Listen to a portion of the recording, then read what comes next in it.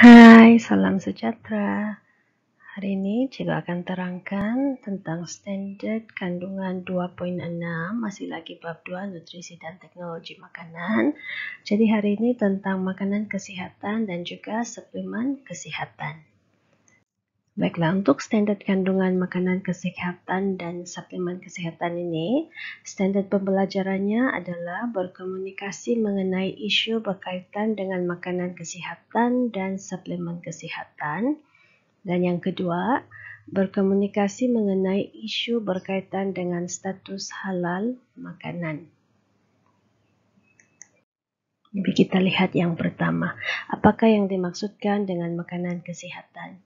Jadi makanan kesihatan ini merujuk kepada bahan makanan semula jadi dalam gizi normal, yang mana makanan ini membantu mengekalkan kesihatan dan tidak mempunyai bahan kimia yang berbahaya.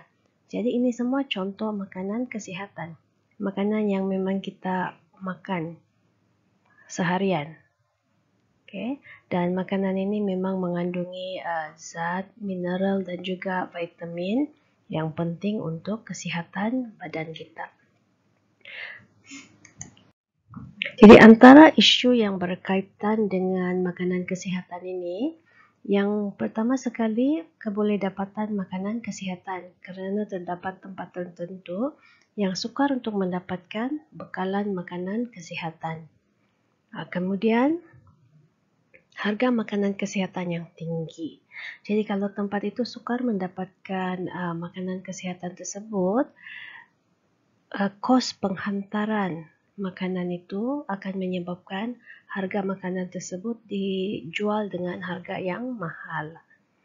Dan yang ketiga adalah kaedah pemprosesan dan bahan kimia yang digunakan semasa pemprosesan tersebut.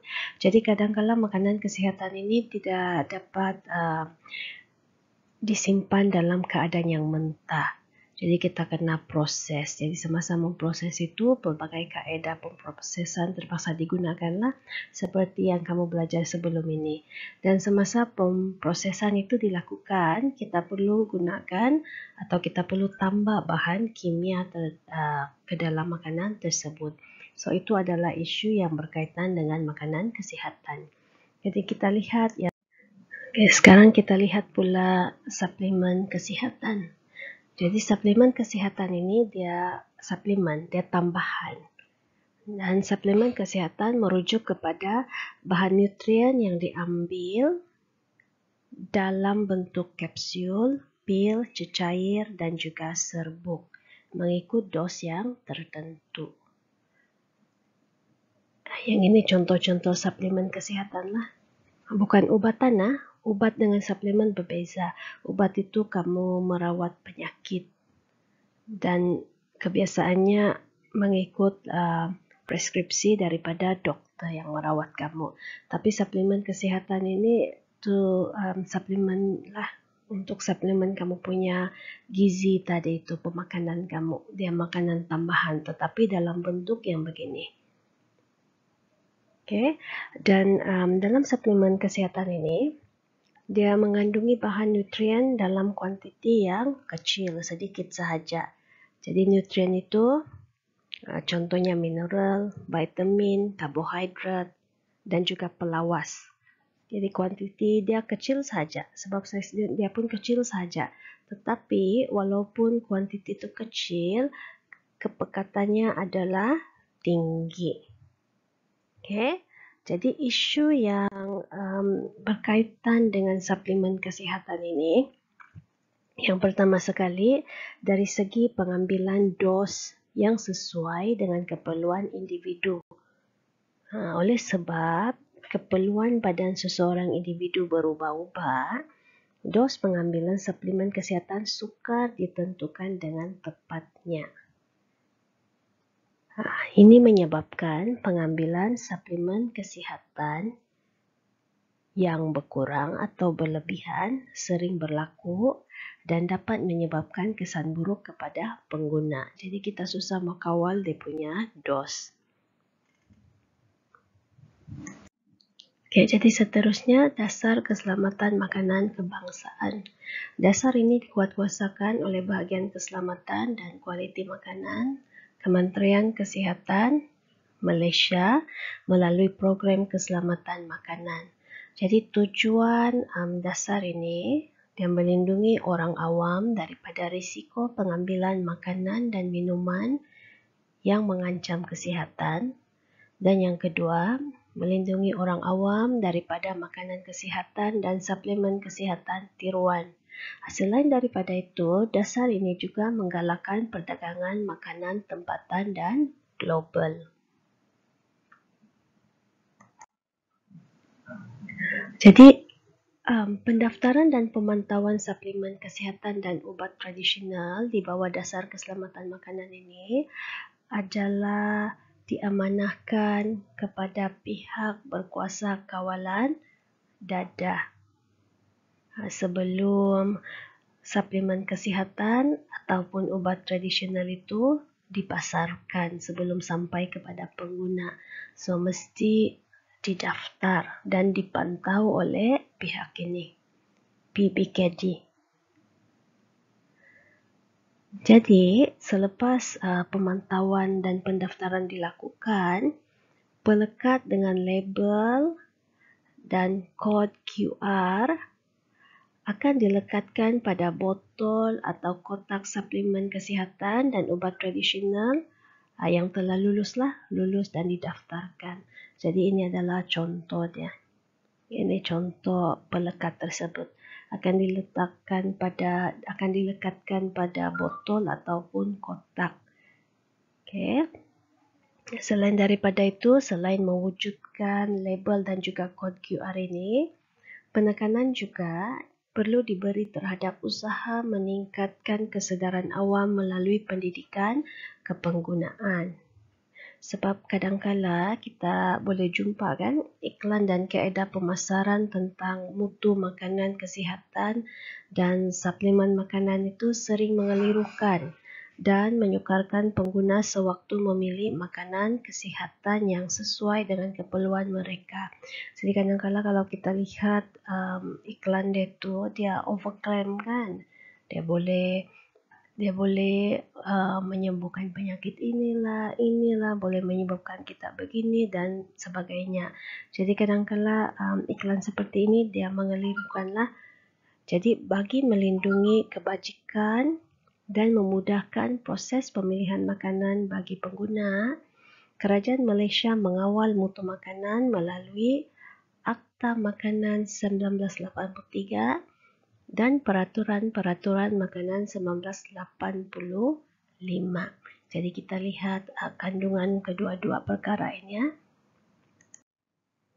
Yang pertama Akta Makanan 1983. Jadi Akta Makanan ini yang merupakan undang-undang Malaysia yang dikuatkuasakan oleh kerajaan bagi melindungi orang ramai terhadap bahaya dari segi kesihatan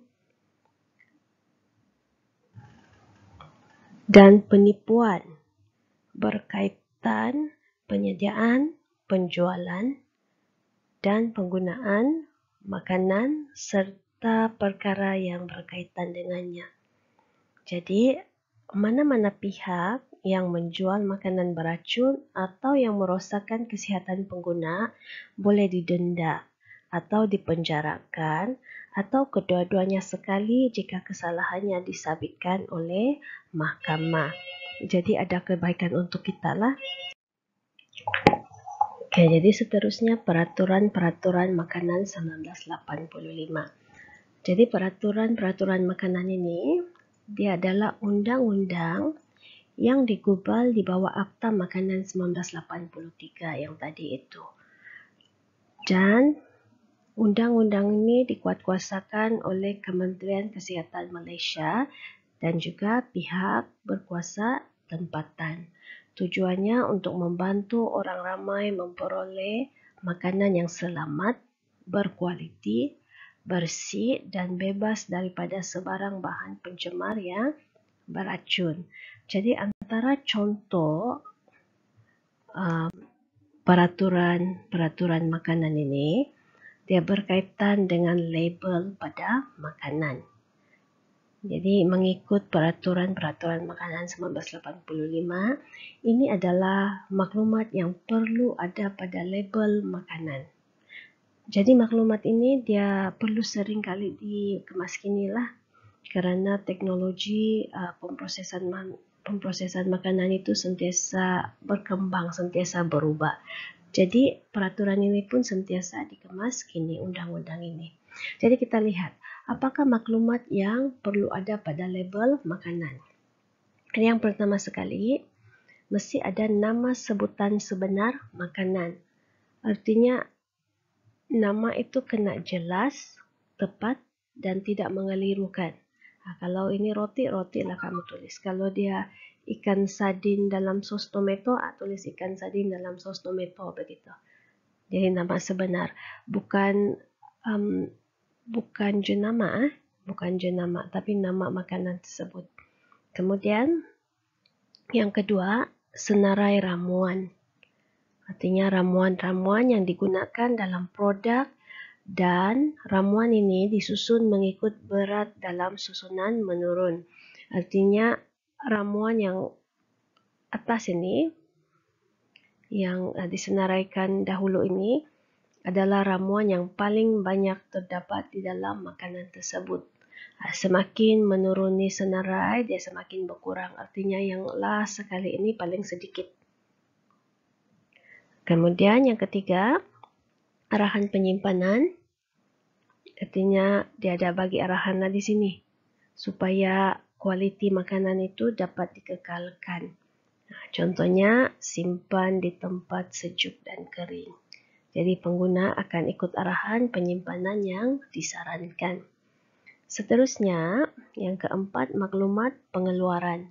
Jadi maklumat pengeluaran ini berkenaan dengan nama dan alamat pengilang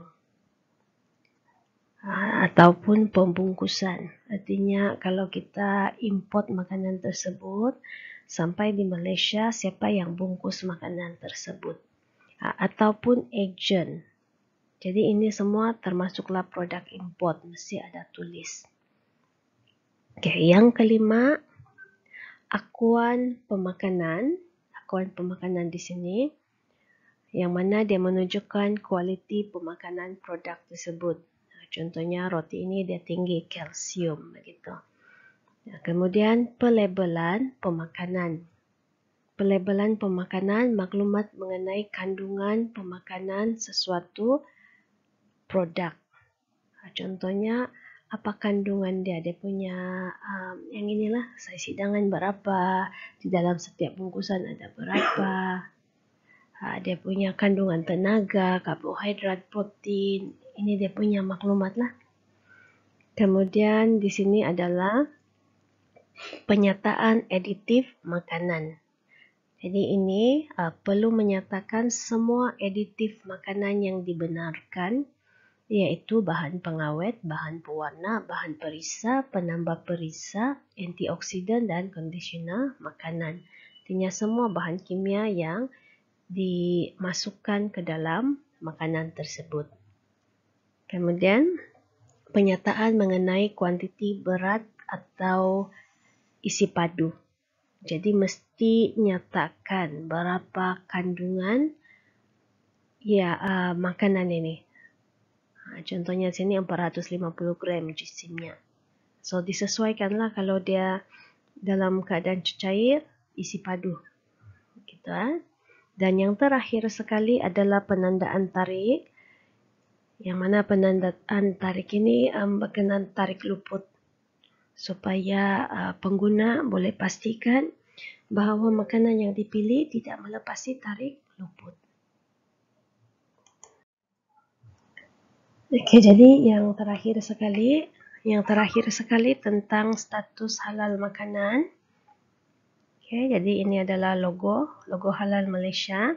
Ini seringkali kamu lihat kan? Seringkali kamu lihat ada dipamerkan sama ada tempat makanan, restoran ataupun pada produk makanan. Jadi logo ini dia mengesahkan bahawa makanan di tempat makan atau produk makanan yang mempunyai logo ini adalah halal. Dan penggunaan logo ini dia tidak boleh sembarangan. Tidak boleh sembarangan. Penggunanya adalah dikawal oleh prosedur pensijilan halal Malaysia. Jadi yang ini dia quite strict. Dia ketatlah untuk memelihara kualiti makanan. Okay. Jadi itu saja untuk hari ini. Tidak banyak kan? Nanti tugasan cikgu berikan kepada kamu. Sebarang soalan boleh tanya cikgu melalui Telegram. Okay, itu saja. Thank you. See you next time.